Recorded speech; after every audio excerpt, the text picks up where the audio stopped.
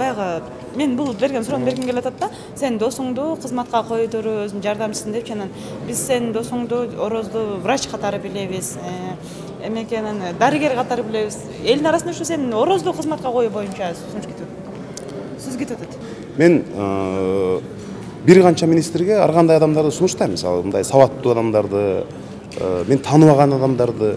Мен министр менен кандайдыр бир кадр маселесин так сүйлөшкөн эмесмин. Мисалы, ал айтып атпайбы, бирөөнү кызматка коюп берди. Мен кызматка коюп бер деп бир дагы министрге жалдырап же ушуну коюп бербесең болбойт дей албайм. Бирок мындай эме катары кадрларды сунуштай алам. Адамдарды баланчаны коюп бер, түкүнчөнү койсоңуз жакшы болот деген эле сунуш бере алабыз да. Биз анан мисалы азыр деле бир айрым министрлерге мындай сунуштарды берем.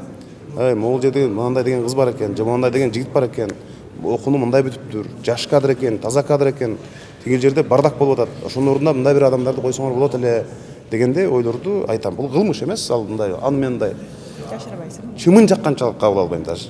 Бул норма мага. Мен үчүн мындай норма да.